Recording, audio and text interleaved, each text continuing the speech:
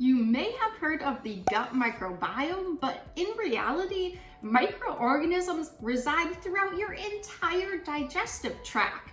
I'm talking about, starting in your mouth to your stomach and of course your intestines. And each area of this digestive tract is actually quite different. So the microorganisms that are able to live in these different areas is actually pretty unique. Let me take you on a little walkthrough of your digestive tract to see where are these microorganisms located and how do they help us. The best place to start, well, I think probably your mouth. And I know a lot of people might not think of their mouth as part of their digestive system, but I mean, this is where food gets in and where food gets its start, so probably a logical place to start. And what's interesting is that the microbiome in your oral cavity is actually the second most complex in your body. Only your gut microbiome is actually more complex and diverse. This idea of an oral microbiome really refers to the idea that you have a population of microorganisms living on your teeth, on your tongue, your gums, even in those little crevices in between your teeth. And what we tend to see is different microorganisms like the hard surface, like the teeth, where other species might like more of the soft tissues. And specifically, the microorganisms that like to be on your teeth are known for making biofilms or little films over the surface of your teeth. In general, your oral cavity is really good conditions for microorganisms to grow, which I know might be weird to think about. But I mean, it's a warm temperature. It's about 37 degrees Celsius, and it has a near neutral pH, about 6.5.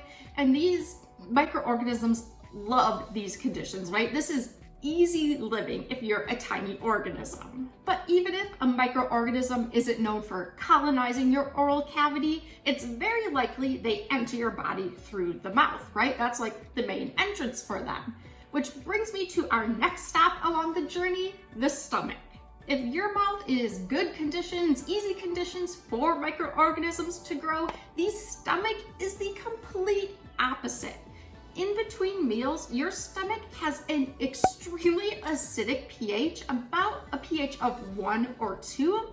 Now, when food is added, that pH slightly increases, but it's still very acidic. In general, food stays in your stomach only for about 5 to 133 minutes. And what you'll see later is this is actually a short amount of time. And how long food stays in the stomach, it's impacted by a lot of factors. It depends on the composition of the food, the viscosity, or like the thickness of the food.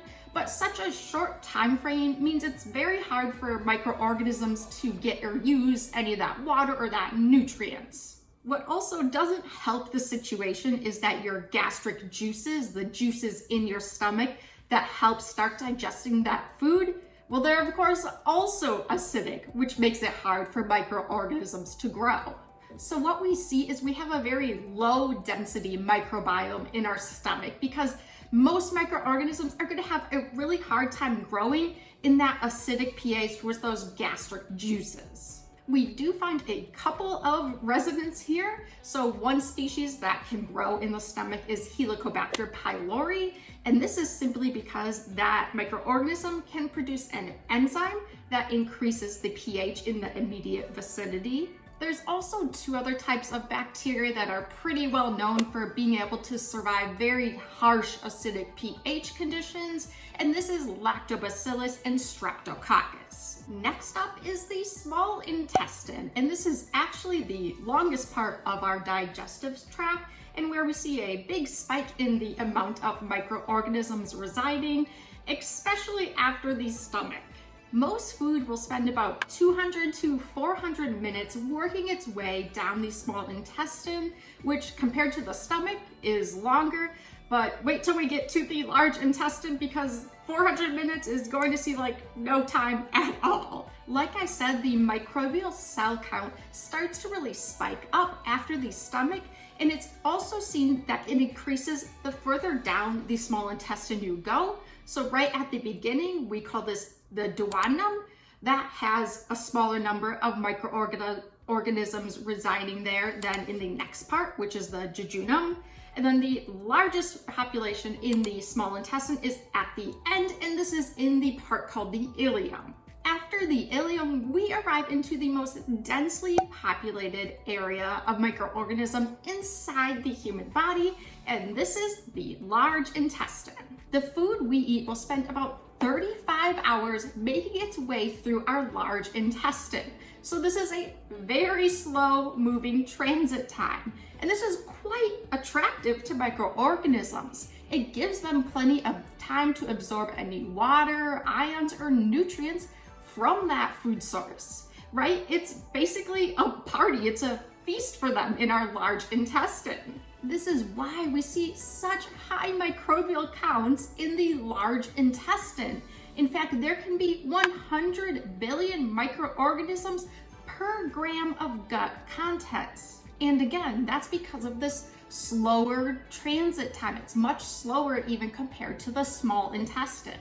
Now, out of all the microorganisms in the large intestine, most of them will be bacteria, at least in a healthy gut microbiome. And almost all the bacteria found in your gut microbiome, they belong to just 5 or 6 phylums, so they tend to belong to the same groups. And really only 2 of these groups are usually predominant in an adult, healthy gut microbiome. In our large intestine, these microorganisms play a really important role. What they do is they will use the fiber we eat and make different useful products. This could be various vitamins or something like short-chain fatty acids.